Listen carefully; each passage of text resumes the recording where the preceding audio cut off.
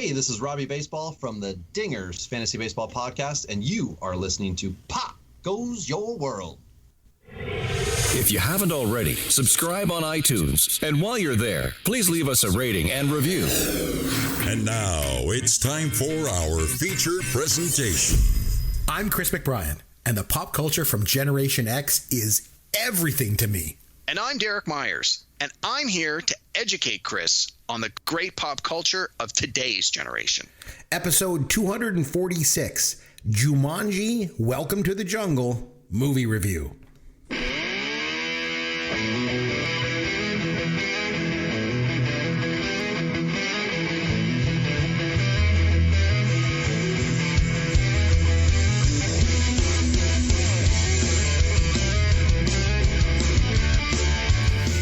I'm Chris McBrien along with Derek Myers, and this is Pop Goes Your World, the pop culture podcast for the generations. Now, Derek and I have spent the last few episodes reviewing movies celebrating their 50th anniversary from when they were initially released in theaters. So we thought it was time to balance things out a little bit with a look at a quote-unquote newer movie.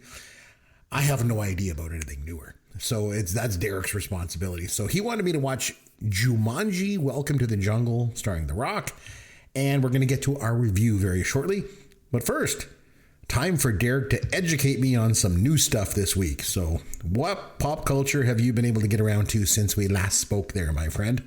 Hey, Chris, I only had a chance to watch a couple of things. I did squeeze in a documentary. Mm-hmm. I don't think many people are going to know any of these things, so we don't have to spend a lot of time dwelling on them. So the first one I watched actually was recommended to me by a friend of mine who knows I'm really into like sci-fi movies and time travel movies. And it's a movie from 2014 that stars Ethan Hawke, and it's called Predestination. I'll read you the little synopsis here because I really enjoyed it. So it's called, for his final assignment, a top temporal agent must pursue the one criminal that has eluded him throughout time. The chase turns into a unique, surprising, and mind-bending exploration of love, fate, identity, and time travel taboos. And it was good. I really enjoyed it. And it was one of these ones that does a really good job of addressing like the whole idea of a time travel paradox, which is when you go back in time and make a change and suddenly there's the ripple and everything changes after that. This does a really good job where you think that the time traveler is going to make changes, but ultimately everything they do works itself in. And the story is obviously told in a non-linear fashion since he's time traveling back and forth, but it really worked. It worked really, really well. And like I said, it stars Ethan Hawke, and the other main performer in it is the actress Sarah Snook, who people may know as the one of the daughters in the show Succession. She plays Siobhan. So the two of them are the two. Oh, I like her. I like her a lot too. And she has a really nice body. She actually not plays very a very PC, plain character in this one, yeah. But no, they both did a really good job. I really liked it. Again, it wasn't like a super duper hit. I don't ever remember it coming out in the theaters being released, but I mean, it got a 7.4 on the IMDb, and it was readily available. Honestly, I don't remember which of the streamers I watched it on, but it was called Predestination. I really liked it. So if you're into time travel movies and you haven't seen this one, I would say give it a go. It was pretty decent. Then just this week, I also watched a more recent release from just a couple of years ago. It's a movie called The Green Knight, and it stars Dev Patel, who many people may remember from Slumdog Millionaire. He was the main guy in that. And The Green Knight came out, I want to say 2 years ago. And it's a retelling / interpretation of the story of Sir Gawain and the Green Knight from the King Arthur Lancelot Arthurian mythos. I wasn't really that familiar with this story other than I knew it was sort of tangentially related to the King Arthur story, and it got really good critical praise, but it's really long. It's like 2 hours and 35 minutes, and I heard that if you're not like super into this kind of story, you may not dig it, and I've been sort of putting it off. Finally had a chance to watch it. I really liked it, but it's very slow and it's very long. It's beautifully shot. Dev Patel does an outstanding job. This kid is a great kid. He's probably like 30 now. He is a strong performer. His acting was fantastic.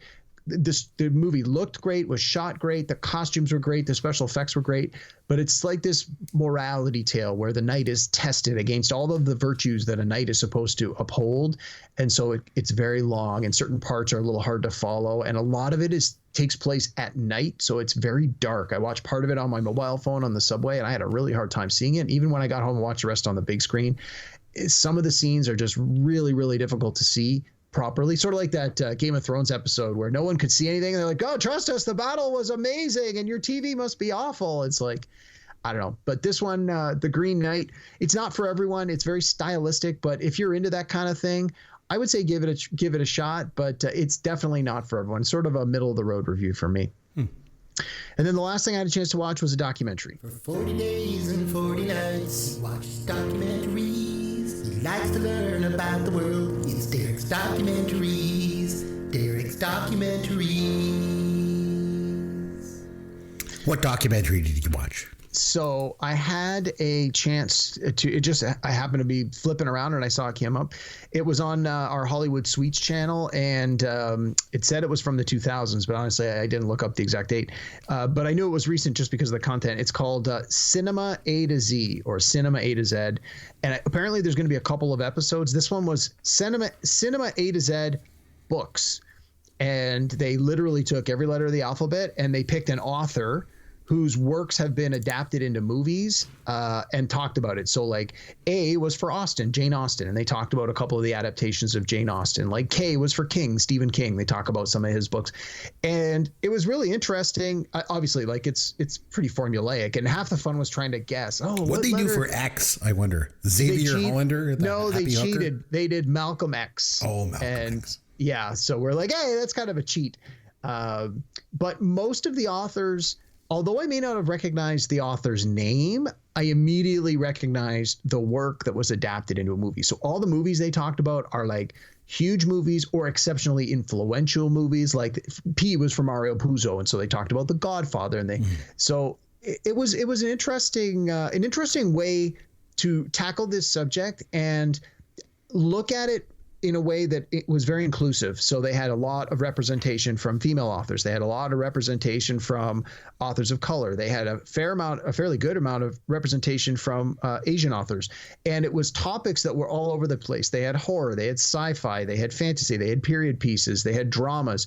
And so it was a good sort of like spattering of all of these different kinds of movies, but they tied it together because they were all based on books. And so I'm going to look it up and see what it's Cinema A to Z. And then this one was books. So I'm sure they've got other topics. I'm kind of curious to see what those topics are. So I watched it on the Hollywood Suites channels here in Canada. I don't know where it may also be available to stream, but yeah, that one was actually pretty decent. So those were my picks this week. Nothing spectacular, nothing super duper high profile, but I know that there's a new. You still went over your 5 minutes. Yeah, no, and I know there's the latest offering from the Marvel Cinematic Universe. The new Ant-Man movie comes out in a couple of weeks, so we'll definitely be going to see that. So I definitely have a couple of new ones on the radar. you'll have to let me know what that is, because I'm not going to see it.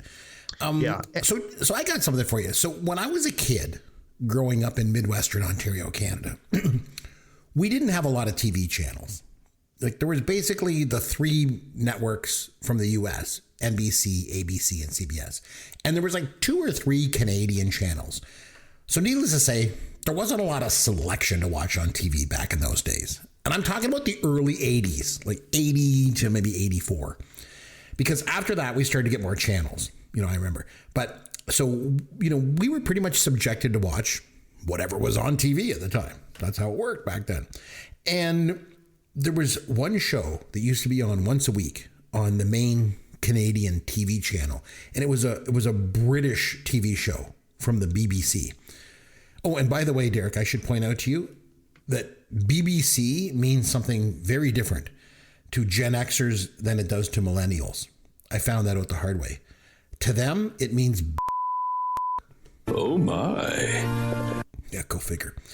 But to Gen Xers, BBC is the British Broadcasting Corporation, obviously. And back in 80, 81, right around then, I used to always watch Benny Hill. Are you familiar with the Benny Hill show? Oh, yeah. Yeah. The yakety sax at the end, they always had the... Yeah, that was my favorite part. So I used to love watching this show when I was like 10 years old. But the thing was, I didn't always like the whole show. Like when Benny Hill would do a song, I didn't always like those really. Yeah. And some of the sketches were just okay. I mean, there was often boobs on the show. So, I mean, there was that. That's why I watched as a little on kid. TV as a 10-year-old in 1980. Go figure. So, I mean, that was, shocking to see boobs on TV. But as you mentioned, the show would always end with like this silent short film, and it would like, there was like no talking. There were just like the sound effects, and they would all run really, really fast. And the film was all sped up, and they would just play that recurring, kind of instrumental music. Like, I always loved that final short film. But anyway, so me, I am nostalgic as hell. And I love going back and watching old shows that I loved when I was a kid. So I found some old Benny Hill episodes on YouTube recently. Nice. And guess what? They kind of suck. I was just going to say, how do they hold up? Not good at all. They actually really suck. So not everything that I go back and watch from my childhood is something that I end up loving.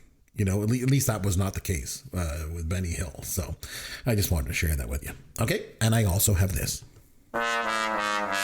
Here's your dad joke of the week. So I figured, since we're reviewing Jumanji, Welcome to the Jungle this week, that I would do a related dad joke for you. So Derek, what happens when the song Jungle Love gets stuck in my head? I don't know. It's driving me mad. It's making me crazy, crazy.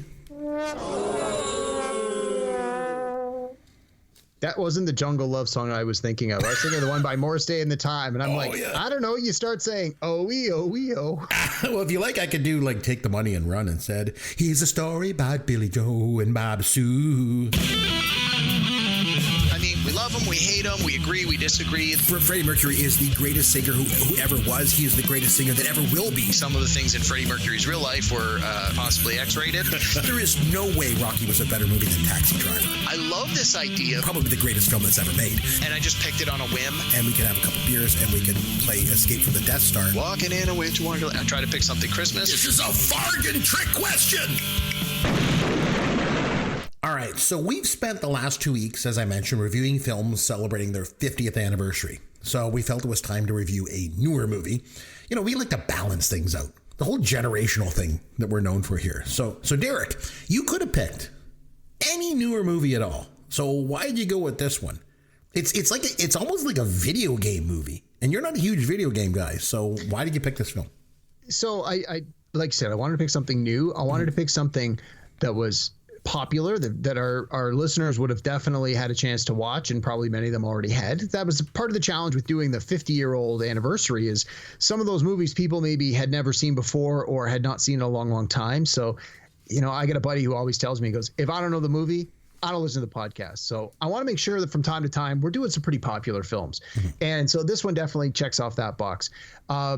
The other thing is that I wanted to get something that was a sequel-ish, because I know that we often, well, you specifically will rag on sequels, and this one being a sequel of the original Jumanji from the 90s with Robin Williams, and then this one actually spawned a sequel on its own. So I guess this would now be part 2 of a 3-part series, if you think of it that way. Plus, this to me is just a fun movie. I've watched it a few times. I really like it. It has decent performances from the leads. I mean, again, none of them are winning Oscars, but I don't think any of them really thought they ever had a chance at that kind of thing in this kind of movie. Like, I find The Rock is a good entertainer. You know exactly what to expect when you go to see a movie starring The Rock, and I found this one delivered on all accounts. And honestly, I'm not a big fan of Kevin Hart, and I'm not a big fan of Jack Black, but I thought they were both excellent in this movie, and we can talk more about that as we go through it. Yeah, we're going to agree on some things here. I remember you had said, you can watch this movie with your kids. And I didn't watch it with my kids. And I'll be honest with you, I'm kind of glad, because there was a few things in there that are maybe not all that appropriate for kids. Now keep in mind, I say that, and then I let my kids watch all these like 80s comedies. So just take that with a grain of salt, I guess. Yeah. But it turns out they'd already seen this movie anyway. Because I mentioned it, and they're like, oh yeah, we watched that at Grandma and Papa's house. I'm like, oh, great. So my parents just let them watch whatever they want, just like they did with me, I guess. So the original movie came out in 1995, starred Robin Williams. I've never seen that movie, I got to tell you. So coming into this one, I didn't really know what to expect. I didn't know if it was like a sequel or a remake or a reboot or reimagining. Well, and the beauty is you didn't need that warm up, and had you needed to know stuff coming into this, I would have prepped you. And that was the whole idea, is this was supposed to be like a reboot of that material, but through the course of the movie, you realize it's actually a loosely connected sequel, and we can talk about that as we go through. So yeah, that was one of the questions I had, because again, I didn't really have any frame of reference for it. Like, I took it more as more of a remake of it. I mean, they kind of frame it as a sequel, I guess, like you're saying, but really, at its heart, it's a reboot or a reimagining for a new generation. Of course, yeah. Okay, so the movie was directed by Jake Kasdan, and that's Lawrence Kasdan's son. So I don't know if you're familiar with Lawrence Kasdan, but he is one of the most important screenwriters of my generation. He co-wrote The Empire Strikes Back, Raiders of the Lost Ark, The Big Chill, Body Heat, Continental Divide. So his son Jake sort of has movie making in his blood, obviously. And it stars The Rock, Dwayne Johnson, as you mentioned, Jack Black, Kevin Hart. It was made on a budget of about $100 million, and it took in over $962 million worldwide. At the domestic U.S. box office, the year it came out, it finished, where was it? It was a little way, Gotta be in the all top the way down 10. 18th. Wow. But it came out December the 20th. So in really, like 10 days. Yeah. It finished 18th. So to be fair, it made most of its box office in 2018, and it finished 7th. Yeah. The next year, even though it took in $235 million the next year. So it took in $404 million domestically overall. So it was really split between the two. Yeah. But well, and that's a big part of why they made a sequel. You make that kind of money off the first one, you're making a part serious cake. So we want to talk about the cast. I'll start with The Rock. So first of all, I have a question for you. Sure. Is he The Rock or is he Dwayne Johnson? Because he was The Rock when he was a wrestler, right? Well, I think his movie, like when he's been in professional movies, he's always sort of been the Dwayne The Rock Johnson, at least originally. I think he's so well known that any variation of that is acceptable. Because like he was The Rock when he was wrestling. So why would he change to Dwayne Johnson when he went into acting? Like, why not just go with The Rock? Like, remember Sting from The Police? Yeah. He made some movies. Remember, he was in Dune and Lock, Stock, and Two Smoking Barrels. He was still Sting. Like, he didn't change his name to Gordon Sumner. When he was an actor, right? And even if you just want to use wrestling as an example, Hulk Hogan. He went from wrestling and acting. He didn't suddenly start going by his name Terry Bollea, That was a choice. Yeah, I don't know. I mean, maybe maybe it was just an ego thing. It's like, if I'm going to be famous for this, I want my actual name to be out there. I mean, I don't hold it against him in any way, shape, or form. Performer wants to change their name or keep their name or use a stage name. So many of them change their name when they go professional anyway. Like, doesn't matter to me. So The Rock, my kids absolutely love him. And so it's very popular. So I was like, okay, like, why do you like The Rock so much? And they both mentioned they like how he does the thing with his one eyebrow raised up. Yeah. They like that. And they're like, well, he's big and strong. And they also think he's really cool. And so I'm like, is he cool like Daddy? And they're like, no, not like Daddy. No, he's actually cool. Kids are so mean. I tell you. But I mean, so regardless if he's cooler than me, he's not, by the way. I actually thought The Rock was pretty good at this movie. Mm-hmm. I was actually surprised. I thought he was pretty good. He was, and like you said, he's an entertainer, so I thought he was quite entertaining in this movie. So I got to give it to him for that.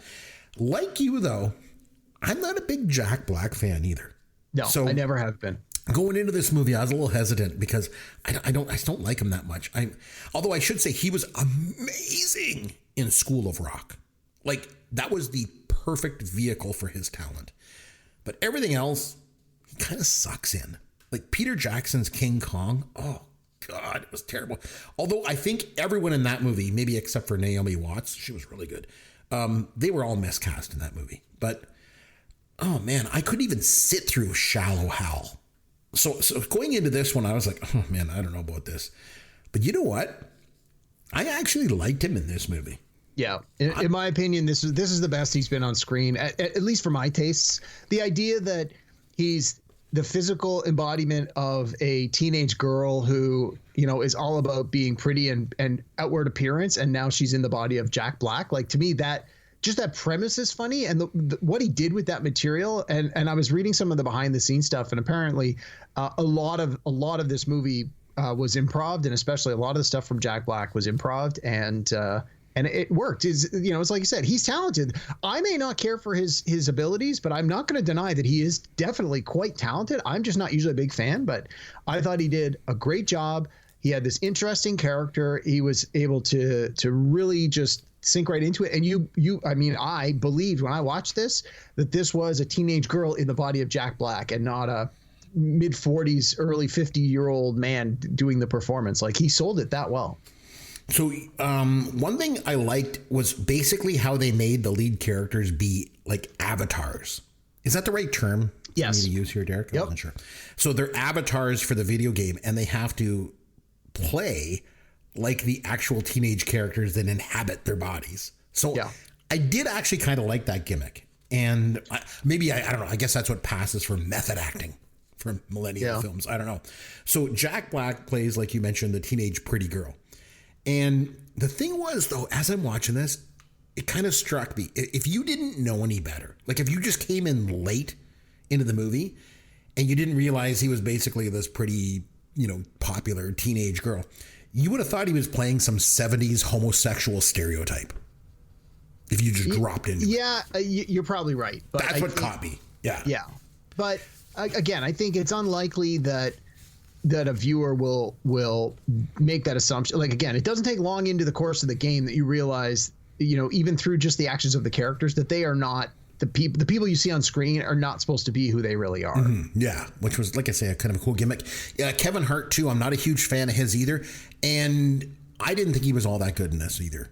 I didn't really care for him in this movie. I find, again, for me, he's very popular, and even like his stand-up for me is sort of hit or miss. Sometimes I've seen some of his stand-up where I really enjoyed it, but for the most part, I'm not a huge fan.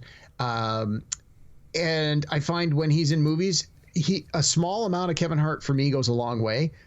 And I think that this movie, because he's got so many other performers that are considered the stars, like this isn't a Kevin Hart movie. This is the ensemble of the four main avatars, that it has to give each of them a certain amount of screen time while holding each of them back a little bit. And so for me, this was sort of just the right amount of Kevin Hart. The few scenes where he was in, where it was like, the scenes where he was shining, I thought he did a great job, and I enjoyed his work, and I thought he was funny. And I liked the fact that he was supposed to be, the 6 foot something football player in the small body, and they play that for laughs. But I also liked that Dwayne Johnson and Kevin Hart are clearly friends in real life, and they've done a number of projects together, and you really get that sense that they know how to have a good time and work well together on screen. And I felt that really came across as well. And I think that probably is part of the reason that I enjoyed Kevin Hart's performances more in this than I had in some of his other work. And believe me, I've seen a bunch of his stuff, so this isn't just one of these things where it's like, well, I've only seen 2 movies of them. It's like, no, I've probably seen at least 10 of his movies, and like I said, they're not all for me. Karen Gillan, I wanted to mention her. She was like that kind of Tomb Raider-ish kind of character in it. I had never seen her in anything before. I didn't know who she was. You actually had seen her before. She was in Guardians of the Galaxy, which we watched for this podcast, but she was, in all fairness, covered in blue makeup. Oh, maybe that's why I didn't like. Well, I got to tell you this. She alone, for me, was worth watching this movie. My good Lord. She might be one of the most beautiful human beings I have ever seen. She doesn't even look real. Like, I couldn't even just get over it. I'm watching this movie. She looks like she's too perfect. She looks like something out of a video game. Like some teenage boy's dream girl, or maybe in this case, a dirty old man. I don't know. But But I think that's a big part of why she was cast in this role, right? Yeah. And then to your point, you mentioned Tomb Raider, and it's like that's part of the joke early in it. She's like, why am I dressed like this? Why would someone dress like this for this environment? And that's always been the big critique of some of these video games. It's like they're the male wish fulfillment of, the man is all covered in the practical gear and equipment and armor and protective gear, and then the woman is dressed in basically a bikini. And it's like, hey, like, how is that practical, useful for anyone other than, you know, the young boys that you're trying to market this game to? So I would watch this movie again just for her. Well, she is in the sequel, and you know something. I really do represent Gen X pop culture around here. I know that's my job. But, you know, something that just dawned on me, not just for like the movies and the TV shows and stuff, but I guess because I'm also like, sometimes I say some things that are not very PC. No kidding. Yeah. I don't think I ever really noticed that until now. So am I that bad, Derek? No, but you get the occasional thing that slips out where it's like, dude, not cool. Yeah. Well, there's going to be a lot of that because she's in this movie a lot, and I just want to comment on it. But we'll get back to that. Bobby Cannavale, is that how I say his name? I recognized him. He was like the bad guy. I remember him from Will and Grace, and he was in Snakes on a Plane, I think it was. And he was in this Netflix series that my wife made me watch. It was called The Watcher. It royally sucked. It was terrible. But Naomi Watts was in it. Man, I'll watch her in anything too. Man, I wouldn't throw her in a bed for eating crackers. Not very PC again, sorry.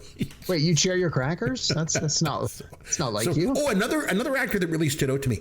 Early in the movie, when they're still teenagers before they get transformed, they run into this old man at this old house. It was Tim Matheson. Yeah. He's really old, but I totally recognized him right away. He's from one of my favorite movies of all time. He was Eric Stratton, Otter, in National Lampoon's Animal House. Yeah. So I always like to make that connection, you know, to Gen X culture. I was a little surprised to see he's in it for such a small part. The fact that they got an actual actor that was recognized, and again, was he in like the '95 version of it? No, not at all. But also at the very end when Colin Hanks has a small part in it. And again, you could have really cast anybody in that. It didn't have to be someone that was recognizable. Not that he's this super duper awesome, amazing superstar that everybody recognizes, but I think he's familiar enough and famous enough that people will go, oh, look who it is. Like that sort of was my reaction. I'm like, oh, look who they got to play him. So again, it's interesting to see when they put some famous faces in here. So like during the course of the movie, they meet another character in the game that's an avatar, and it's played by Nick Jonas, who I mean, you may not know who that is, but I'm sure your kids do.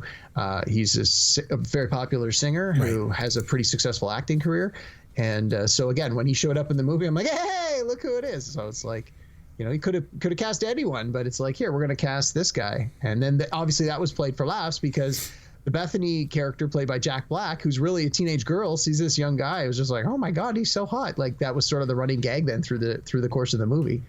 I just have to cycle back to this for a second. So am I really that un-PC? Like no. Oh, okay. You're good. And I'll call you out when you sort of tread on the line. I don't mean to be. I think I'm just stuck in like Gen X. So, okay, let's talk about this movie a little bit. It opens up in 1996, and this teenage kid basically finds this board game in his room. And I like how he says, a board game? Who plays board games? Like, I think it's trying to appeal to the sensibilities of kids watching this movie today. But the scene takes place in 96. Like, kids still played board games in 96, didn't they? Like, or am I just really, really old? So this is a little off topic, but sort of in the early 2000s, there was like a board game renaissance where games like Settlers of Catan and Ticket to Ride became a thing. And that sort of changed the way people perceived board games. And so through the 2000s and up till now, there's been a tremendous board game, tabletop game resurgence. But in the 90s, not so much. So I think that was accurate for the time period. Well, like I say, I've never seen the original movie, but in the original movie, was this a board game that they played? Yes. So is it like now there's like, okay, I know, we can just update this for kids today. Instead of a board game, it's a video game. Like totally new concept for a whole new generation. Is that the idea here? Yeah, and you actually see he's at the very beginning, the kid's like a board game, wah, and then suddenly it's like, oh, hey, now it's a video game. And then even when the kids, many years later find the game system, it's like suddenly they have the necessary technology to make it work. Like it's like the game, we'll say that it's cursed for lack of a better term, or magical. It seems to be updating itself to appeal to the audience in the course of the movie that it needs to play, right? Like if it's trying to get kids to play this game so that they can be trapped in the game, you need to appeal to what's going to be popular for them. So I also liked how the set designer in the movie was like, hey, let's make this out to be like a teenager's room from 1996. Yeah. We'll give the kid a Metallica shirt. And then on his wall, there's a poster of Come On Eileen. I don't know if you noticed that. I didn't, but was there not also some sports stuff? No teenager. Usually that's how they date a movie. They're like, oh, well, this was a popular sports team or a popular athlete. I think they got it wrong because I don't think any teenager who was into Metallica in 1996 also liked a song from 1982 by Dexy's Midnight Runners, like Come On Eileen. It seemed like out of place. Okay, so then it cuts to like present day, and there's this girly girl, the pretty girl, like you mentioned, and she's taking a selfie of herself. And I love how she like, she doesn't like the framing of the shot, so she like adjusts the position of a coffee cup on the table beside her. Like, no one's gonna notice the coffee cup. No one's going to even notice that there's a table there. You know, the hashtag was effortless. After she takes all this time and effort to make it the perfect shot, fixes her hair, fixes the blanket, turns a coffee cup, and it's like, I think that just speaks to the whole social media phenomenon, right? It's like you can't necessarily believe anything you see online, and the whole idea that people who are trying to present themselves online as being something more than what they are or better than what they are.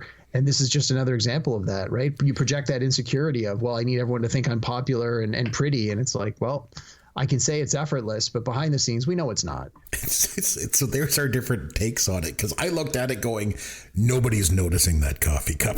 You know, again, not to be un-PC or anything or like dirty, but I mean, like, they're noticing the girl. You know, they're not noticing the coffee. So the other thing I wanted to mention, they in like the original part of the movie before they get transformed, they get sent to the principal's office. The actor that plays the principal, he's from Brooklyn Nine-Nine. I recognized him, but I couldn't place him, but I did recognize him from stuff. He's married to the chief of police, the guy that you mentioned on our supporting actors thing. I recognized him right away. Kevin. And then I want to mention something, because again, I'm not very PC. So the kid that plays the lead role, you know, the guy that ends up turning into The Rock. Yeah. Let's just talk about the elephant in the room, Derek. I know you're way too polite and respectful, unlike me. You know, I'm on PC, so I'll go there. The mole. So he's got this big mole on his face. And I couldn't stop thinking about that scene in Austin Powers Goldmember with Fred Savage. Remember when he's like, mole, mole, mole, mole, mole. So hey, if that bothered you, that's on you. I mean, I think for less. I noticed it. I'm like, personal, you know. I mean, it's a thing, and that actor's been in other stuff. Like he was in the M. Night Shyamalan film that came out a couple years ago called Old, which I actually really liked. He was in that for a little bit, and I'm just looking at his IMDb. Like he's been in a lot of stuff. So the kids get sucked into the video game, and then this is where we have the gimmick is set in place. So Moley there turns into The Rock, and the football player turns into Kevin Hart. The nerdy girl turns into the hottest girl ever. And the pretty girl turns into Jack Black. And then just when they're kind of setting up this whole concept, and they're all kind of realizing, oh, we're these avatars in this game, this hippo comes out of the pond and eats Jack Black. And it's like a total ripoff of Deep Blue Sea. Right? Remember that? Oh, I hadn't thought about that. But that's the first thing that went through my mind when I saw it. Unlike in Deep Blue Sea when they kill off Samuel L. Jackson like halfway through the movie. In this one, they each have 3 lives, right? In true video game spirit, which I thought. And I think that's part of the reason they needed to kill a character off immediately is so they could establish that because it becomes an important plot point later on. Right. And then right after that, the hot girl blows up. And then I was like, oh, I'm turning this movie off. No need to watch this anymore. You know, but then she came right back. So I was back in. So it was all good. There you go. This is kind of where the movie starts to get into some material that's not all that kid friendly. So Kevin Hart then declares that he has to take a leak. And then it starts like, so Jack Black, who keep in mind is this like teenage girl. He's like, oh no, I gotta go too. I've been dreading this all day. and then Kevin Hart goes, oh, I checked my note already. I'm happy to admit that there was one thing I brought from the outside world with me. You know, he's alluding to his penis size, I guess. And then Jack Black, who's really the girl, takes a peek at him, and Kevin Hart's like, hey, you looking? I was like, okay, what's going on in this movie? Sorry, let me back you up. Yeah. You're the father of two young boys, and you think that scene would have been inappropriate? Come on, your boys have probably both done that already. No, but I'm just saying, like, it started to get into like some stuff that I'm like, oh, I don't know. Like, it just seems questionable. Jack Black, I like how he tries to make the hot girl feel better about herself, because the hot girl's really the nerdy girl, right? Just it's kind of hard to keep it all straight. Martha. He tries to make her feel better, and he's like, oh, you're such a babe. And she totally is. And by the way, Derek, you have my permission to nominate any other movies that girl was in. Like, you have carte blanche. So, well, she's been in about 9 Marvel movies. Yeah, well, bring them on. So, okay, I want to talk about some scenes in this movie. So there was the scene with the black mamba. Remember where the snake is in the basket, and yes, they try to get into the basket to find the missing piece, and then I thought it was funny because they're like, oh, I remember, if you have a staring match with a snake, you could do that. And then The Rock is like, okay, who's good at staring? And Kevin Hart just starts blinking like crazy. I thought that was pretty funny, actually. Yeah. I don't really like him that much, but that was pretty funny. And then I also want to mention the Jonas brother. You brought him up. When he finds out that Jack Black is really a girl, and then Kevin Hart's like, in real life, you'd probably want to hit that. So it's not just me that's un-PC, Derek. Yeah. It's going on in this movie too. And then the Jonas brother makes them the round of margaritas. That was funny. So yeah, here's the big difference between Gen X movies and millennial movies. This scene. So in a Gen X movie, the teenagers would all drink alcohol for the first time and love it. In the millennial movie, the teenagers drink alcohol for the first time and they spit it out. Was, again, funny. I know. And then Kevin Hart, I think, represents sort of the Gen X teenagers in this scene, because he's like, warm up my drink for me. And then he says to the other character, you going to drink that margarita? And then he ends up even getting drunk. And then he's like, well, I only had like 3 margaritas. And then someone says to him, yeah, but you're like half your size, because he was like a football player, right? Now he's like little Kevin Hart. So, but I think the idea with that is it speaks to who they are in real life, that they're not part of the popular crew. So they're not going to parties. They're not drinking underage. They're not doing these things that typically are seen as rebellious acts by young people.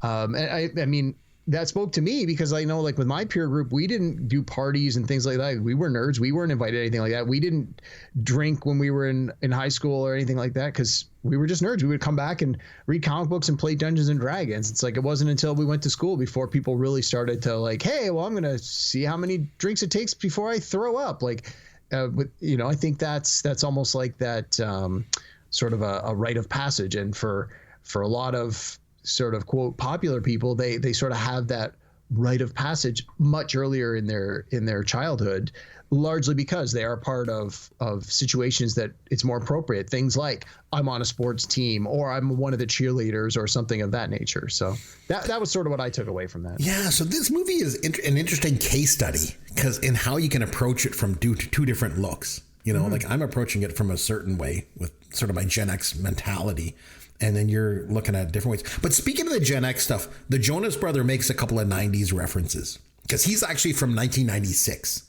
Right. Actually, sorry, let's go back for a minute. When he was making when they were at his little base camp and he was making the margaritas, and they find the thing carved on the wall there that said, whatever so-and-so built this, that's a reference to Robin Williams' character from the first movie, because the first part of the premise of the first movie is 2 kids in the 1960s find this board game and start playing it. And Robin Williams, as a little boy, draws one of the cards in the game. And basically it says, you will be trapped in Jumanji until somebody rolls an 11 or something like that. And then they stop playing the game. And then 20 years later, 2 other young kids find the game and start playing it. And when one of them rolls an 11, out pops Robin Williams. And he's been like, I've been trapped in Jumanji for 25 years. And so that's sort of a little wink, wink callback to the original movie. Oh, well, that's good to know. So other callbacks to like the 90s and stuff. The Jonas brother, he says, oh man, that's Fly. And nobody knows what he's talking about. And then he mentions Cindy Crawford. And they're like, yeah, she's like in her 50s, dude. And then he says, apparently she was exactly 50 when the movie was made. And then I like when he's like, hey, who wants to get jiggy with it? And nobody knows. So then I got thinking about this, and I was like, when were the Jonas brothers popular? Was it the 90s? Because I thought it was more like in the 2000s. It was in the 2000s. Wouldn't it have been more inspired casting to maybe have like someone from the 90s, like maybe one of the Backstreet Boys or one of the guys from NSYNC? the Avatar is supposed to be like a early 20-year-old something. If you got someone from the Backstreet Boys, the guy's gonna be like 45 years old. Well, yeah, I guess he doesn't. Right, because the avatars are supposed to be like the wish fulfillment kind of thing, right? It's like you've got all the characters are supposed to like, so he's like the brash pilot. So you think it's like, oh, he's supposed to look sort of Magnum PI kind of style, like he's supposed to be young and rugged and handsome, and he's got the aviator glasses. Sort of think Tom Cruise in Top Gun. Like I think that's what they were going for. I don't know. I would have just loved to see them bend reality a bit and like have like somebody from the 90s in there. I don't think it would have worked. I think no, like you wouldn't have needed like a Joey Fatone or Lance Bass or someone like that. No, they would have been way too old. Yeah. I also like another reference, kind of a throwback reference. Jack Black at one point, he's like, ever since I lost my phone, my other senses have heightened. And then the Jonas Brothers like, does phone mean something different in the future? Yeah. That was kind of an interesting thing too. So another scene that I want to talk about, when the hot girl is flirting with the guards. Oh, the dance fighting? First, she has to learn to flirt, though. Yeah, she has to learn to flirt. And, of course, she's like, I can't talk to guys. And Jack Black's like, I'll give you some pointers, because he's really the pretty girl, right? I heard most of that scene was improv. Apparently, I would imagine they so. shot like an hour's worth of stuff and just took like the best 2.5 minutes. So when she goes to flirt with the guards, I mean, how can I describe this scene without being too non-PC? I don't know if I can. So I don't really know where you're going with this, so I can't help you. She starts flirting with the guards, and I'll just say this. If I was one of those guards, I would have probably... Jeez. Hell, I was just watching it. I almost... So I'd be like, holy crap. Jeez, man. Sorry. It is. That's not getting past the censors. No, none of this will. So the Jonas brother dies, and you think he's dead, but Jack Black gives him mouth-to-mouth resuscitation. Keep in mind, Jack Black is really the pretty girl, right? Yeah. The whole scene just plays out so weird and awkwardly. And then at the end, Jack Black gets a... And again, I'm like... I think they call it a situation. Okay. Is that what it's known as in millennial terms? Well, I don't know. For me, a situation is when someone's got an empty beverage. You're like, yo, you got a situation. And when they get a drink, you say, get me one. But that's the terminology they use in the context of the scene. So again, another example where this movie isn't like really for kids in some ways. It's not very PC. It's like me, in that regard. But come on, again, a joke about that, like that's like young kids are gonna get, like, well, maybe not young kids, but like teenagers are gonna get. Your 13-year-old's gonna get that joke for sure. Like I wouldn't call that inappropriate at all. Yeah. I also they don't show it, right? It'd be different if they actually were like, hey, what's that protruding out of the front of your trousers? It's like, okay, well, now we're sort of crossing the line by not showing. He's watching the girl flirt with the guards. Yeah. So also then there was the kissing scene I thought was pretty funny. So you got The Rock and like the hottest girl ever, and they tell each other how they feel about each other, and then I was thinking like what's going to happen when he goes back to being Molly, like what's going to happen there? But anyway, they don't know how to kiss, so they're all like all over each other. Funny. I have a few issues with this scene. Okay, I don't care how big of nerds they were back on Earth. I was a nerd. Okay, but let me tell you this: if there was one thing I knew, it was how to kiss. Okay. Well, that's what your pillow told me. So, if you remember, there's a scene in Revenge of the Nerds. Okay, when Betty Child says to Lewis, and she's like, "Are all nerds as good as you?" And he says, "Yes, we are, because all jocks ever think about is sports. All nerds ever think about is sex." And it kind of resonates with me. And I'm like, you guys are nerds, but I mean, like, you don't know how to kiss. I mean, come on. I think when you grow up with the internet, there are a lot of unrealistic expectations about how things are going to happen just because there is so much not safe for work content out there that you might have seen and gotten the wrong idea about certain things. Oh, I thought it was funny. I honestly, the part of that scene that I thought worked the least is just the fact that in real life, The Rock is so much older than the other girl, Karen Gillan. I think there's like something like 15, almost 20 years between them. I mean, that to me just seemed a little weird. So I'm glad that the kiss was played for laughs and it wasn't like a real kiss, because I think that might have just seemed a little weird. And I think that the people making the movie probably felt that too. So by doing it sort of over the top, outrageously funny, made the scene less cringeworthy than it could have been if they had like this, deep embracing kiss in these avatar forms. Yeah, that's a good point.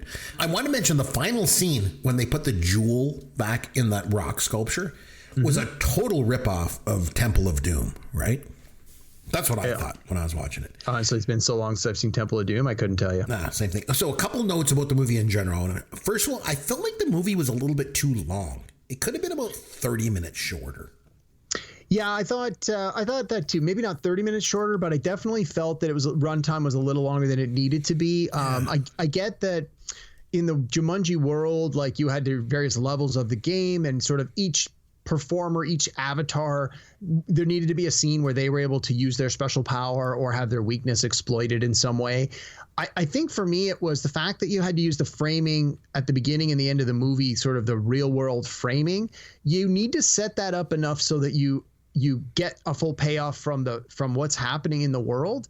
But I think that if you're, the one at the beginning, I think runs a good 15 minutes or so. I think the run at the end runs almost 10 minutes. And it would be nice to trim those down a tiny bit, but I think there was other places in the movies where you could have trimmed the fat a little bit. Overall, I think it was pretty decent, but yeah, I think if they could have trimmed anywhere from 10 to 15 minutes out of this, I think it really would have added to it, especially with the sequel to this. So I found that although I enjoyed the sequel to this movie, it brought an interesting new twist to some of the concepts they present in this. I felt the sequel was absolutely a good 30 minutes too long, which is part of the reason I've only saw the sequel the one time, whereas this one this is probably my 6th or 7th viewing. Yeah, I think you're right, because the beginning and the end, because they're setting that up, they need those bookends, so they can't have cut it out there. What they could have cut out was each and every scene without the hottest girl ever in it. You just cut all that out. That's what I would do. So they call the movie Welcome to the Jungle. So you just know they gave it that title just to open up the door to more sequels, Unlike Remo Williams' The Adventure Begins. Yeah, exactly. Yeah. But I think by calling it Welcome to the Jungle as well, they knew they could use the song to tie it in. Yeah. They could play off of the familiarity with the song.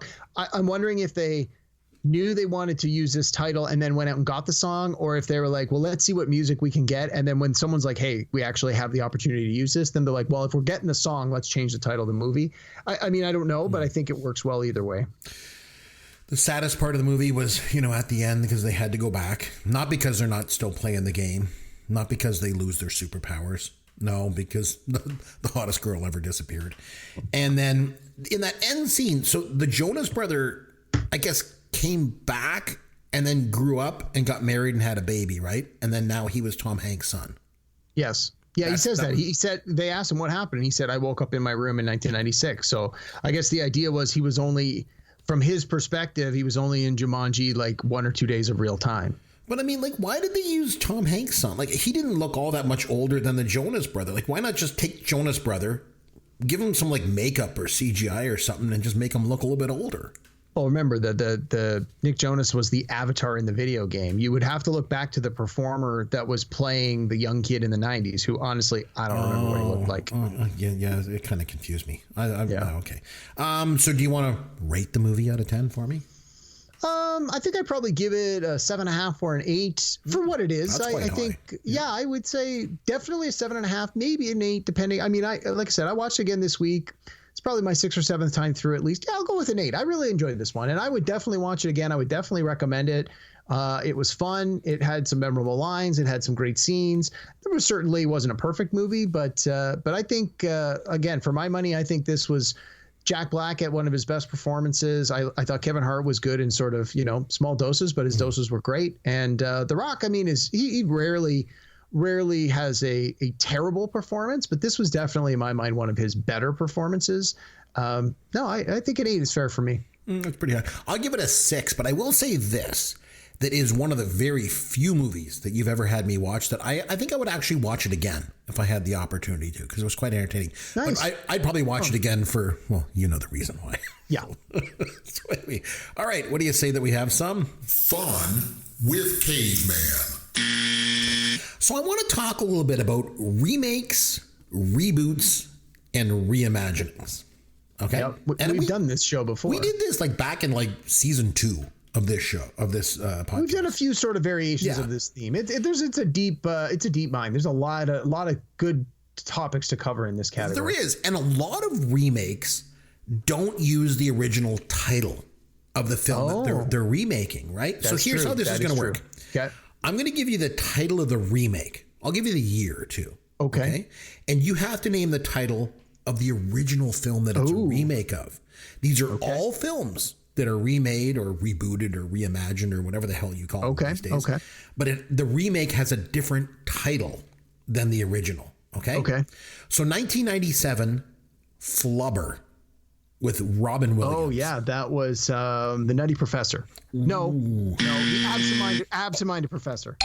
Yes, the absent-minded professor. Yes, it was a remake of the absent-minded professor. Yep. All right, 1987, Throw Mama from the Train was a remake.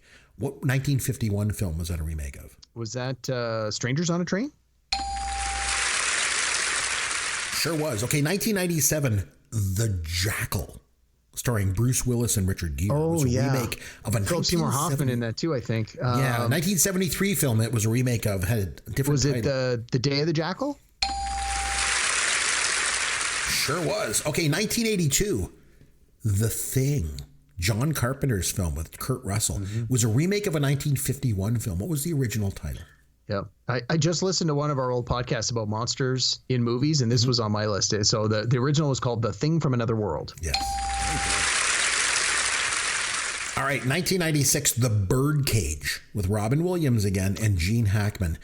It was a remake of a 1978 film. What was the 1978 film? It was called La Cage aux Folles. It was French. I never really knew French all that well. So you know what I used to think La Cage aux Folles translated to in English? No idea. Jeez. Remember, I'm not very PC. That's one of your PC. Yeah, we're calling you out on that one. Yeah. That won't make it past the censors. No, of course not. Thank goodness. 1983, Never Say Never Again. Bond film with Sean Connery.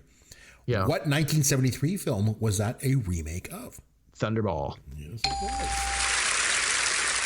Staying with Sean Connery, in 1981, he made a movie called Outland.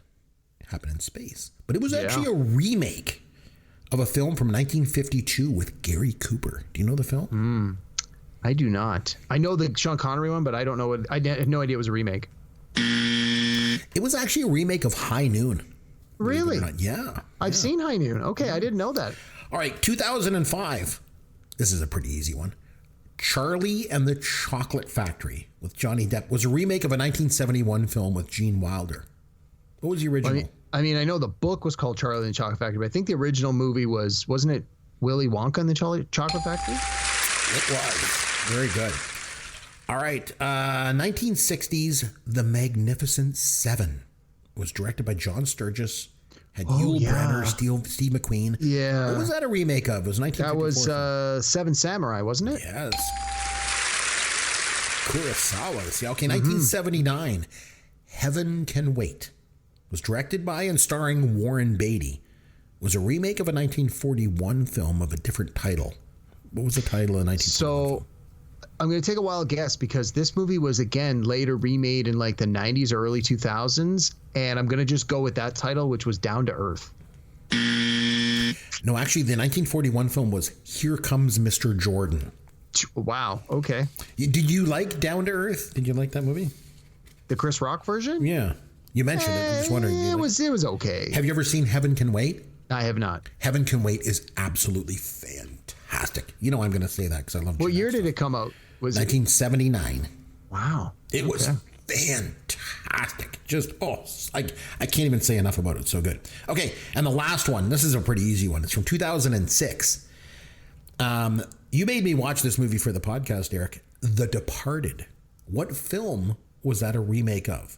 Oh, yeah. That was, it was the play on the word. It was Infernal Affairs, I think it was called. Pretty close. It was from 2002. It was called Internal Affairs. I'm going to call Balderdash on that one. I think we're going to look that up and have a correction note next week. All right. Well, we'll definitely do that. So that's fine. So next time, we're gonna go back and we're gonna take a look at that and see if I got it wrong. Maybe I did. But next time we're gonna have a topic to do, one of our top 5 lists. So we'll do that. So in the meantime, Derek, try to watch like some more newer pop culture to come back and educate me on. So try and get me out of my old stuff. so I don't just stick to my horrifically non-PC ways, as we've discovered tonight. So until then, this is Chris McBride on behalf of myself and Derek Myers saying thanks for listening to Pop Goes Your World, the pop culture podcast for the generations.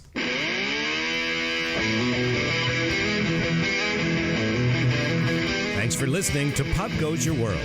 You can contact Chris and Derek at popgoesyourworld.com. Please take a minute and review the podcast on iTunes or wherever you download and listen to the show.